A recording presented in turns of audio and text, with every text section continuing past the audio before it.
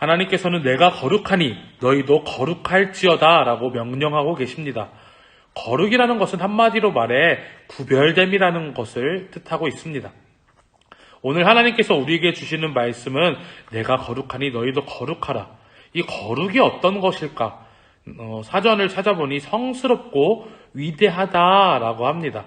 당시 이스라엘 백성들이 애굽에서 400년 동안 노예 생활을 하다가 모세의 인도로 애굽을 나오게 되었습니다.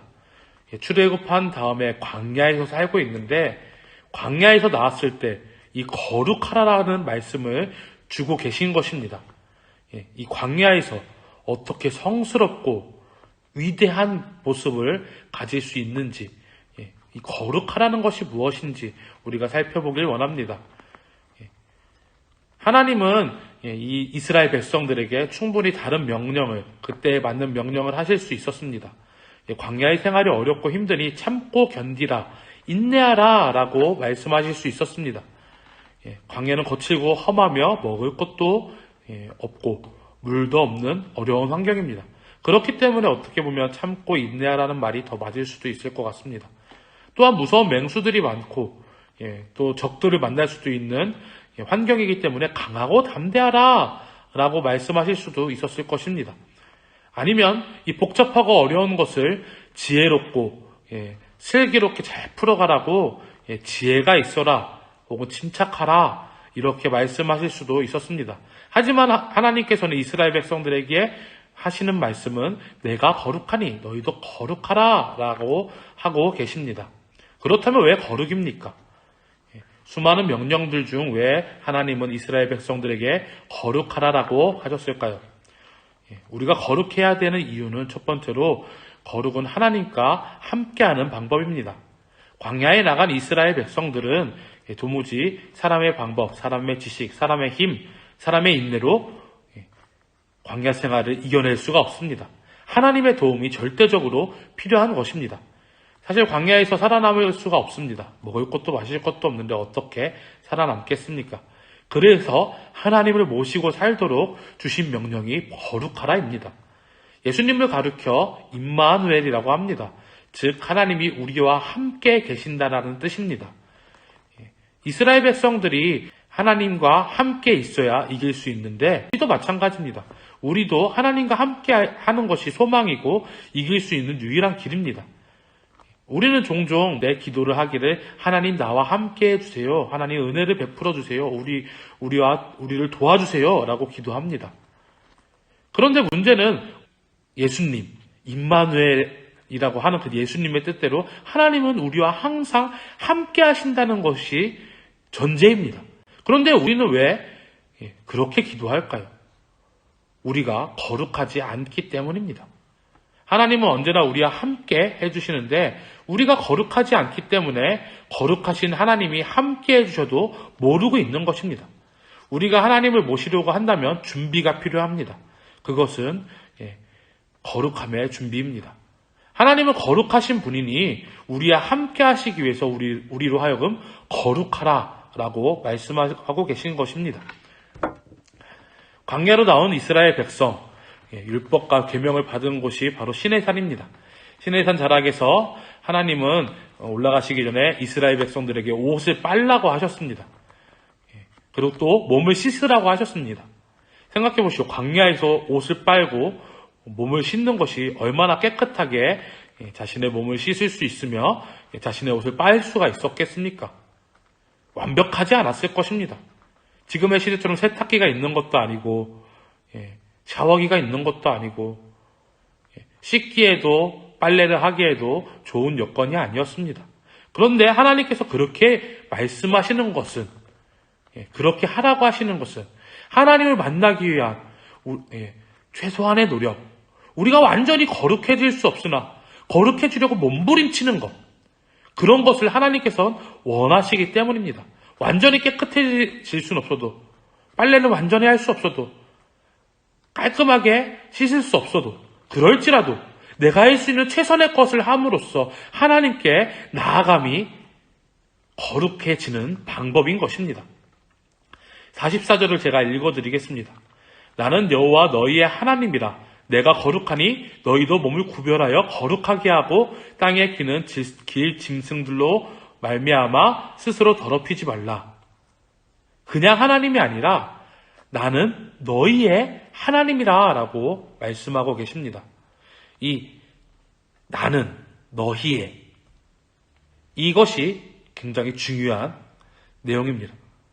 남의 하나님이 아니라 나와 상관없는 하나님이 아니라 바로 너희의 하나님이라고 말씀하고 계십니다. 내가 거룩하니 너희도 거룩하라 라고 하는 말씀은 나와 상관이 없는 사람들에게 이야기하는 것이 아니라 자녀된 선택한 백성 이스라엘 백성에게 그리고 주님의 자녀된 우리에게 동일하게 전달되고 있는 말씀입니다. 남들이 아무리 좋은 것을 가지고 있고 남들이 아무리 뛰어난 재능을 가지고 있고 그것이 나와 무슨 상관입니까? 내 아들이 아니고 내 딸이 아니고 내 가족이 아니고 남이라면 그 사람이 변호사가 됐던 좋은 시험에 통과했던 우리는 별로 상관하고 살지 않습니다.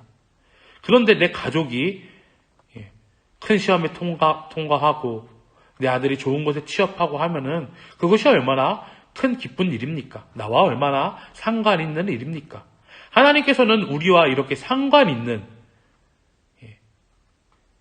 나의 하나님, 우리의 하나님이 되길 원하시는 것입니다. 우리 하나님이 아무리 모든 것을 하실 수 있다라고 하더라도 나와 상관이 없으면은 그것은 남의 일입니다. 예수 그리스도가 우리를 위해서 십자가에 죽으시고 그 부활의 능력을 행하시고 우리에게 그 은혜를 주셨어도 이것이 나의 일이 아니라면 나와 상관없는 일이라면 아무 일도 아닌 것입니다. 하나님은 우리에게 그냥 하나님이 아니라 나의 하나님, 우리의 하나님이시길 원합니다. 그렇기 때문에 거룩하라라고 명령하고 계신 것입니다. 물론 아무리 노력해도 우리가 이 땅에서는 예수님과 같이 하나님이 원하시는 만큼 거룩해질 수는 없습니다. 그러나 우리가 최선을 다해 나아가는 것입니다. 그것이 필요합니다. 주님은 주님이 주신 은혜는 우리가 그렇게 나아갈 때, 우리가 그렇게 애쓸 때, 우리가 주님으로 말미암아 살아가겠다 다짐할 때 여겨주시는 은혜가 우리에게 있습니다. 베풀어 주신 은혜가 너무 감사해서 주님이 주신 은혜가 감사해서 그 은혜를 기억하며 나의 하나님이 나에게 그러한 은혜를 베풀어 주셨는데 나의 하나님이 거룩하라 하셨는데 내가 거룩하며 살아가야지, 내가 성결하고 내가 위대한 모습을 가지며 살아가야지 다짐하는 모습이 우리에게 필요합니다. 그렇다면 거룩이란 무엇입니까? 거룩은 세상과 구별됨을 의미합니다. 이 구별됨, 세상과 다름, 이 거룩함은요 세상과 다르기 때문에 세상을 이기고 세상을 정복할 수 있는 힘과 능력입니다. 나를 강하게 만드는 힘, 우둔한 나를 슬기롭게 만들고 지혜롭게 만드는 힘, 그것이 바로 거룩인 것입니다. 왜냐하면 거룩함이라는 것은 하나님과 동행함을 나타내고 있기 때문입니다. 내가 거룩해질 때 하나님이 나와 함께 하시는 것입니다. 45절을 읽어드리겠습니다. 나는 너희의 하나님이 되려고 너희를 애굽 땅에서 인도하여 낸 여호와라. 내가 거룩하니 너희도 거룩할지어다 라고 말씀하십니다. 하나님은 애굽에서 이스라엘 백성들을 인도하여 내신 것을 언급합니다. 애굽에서 인도하여 내실 때 어떤 일들이 일어났습니까? 여기까지 재앙을 내려주시는 그런 큰 이적을 보여주셨습니다. 그리고 이스라엘 백성들을 데리고 나옵니다. 하나님의 능력이, 하나님의 힘이 온 세상에 드러나는 사건이었습니다. 그리고 그때 일을 다시 이야기하고 계십니다. 그러면서 내가 거룩하니 너희도 거룩할지어다 라고 말씀하고 있습니다. 거룩해야 하나님의 능력을 체험할 수 있습니다. 하나님이 거룩하시기 때문입니다. 사실 하나님은 언제나 그 능력으로 역사하고 계십니다. 그 일이 내 일이 되고 그 일이 우리 인생에서 일어나길 원합니다. 거룩하신 하나님의 능력은 거룩한 곳에서 나타납니다. 사랑하는 여러분, 우리에게 역사하시기 원하시는, 우리와 항상 함께 하시기 원하시는 그 주님과 동행하여 나아가길 원합니다. 우리의 모든 것을 내려놓고 거룩하라 하신 그 주님의 말씀, 내가 어떻게 거룩해질 수 있을까 몸부림치며 주님 앞에 달려 나아가는 그러한 우리의 모습들이 되기에 소원합니다.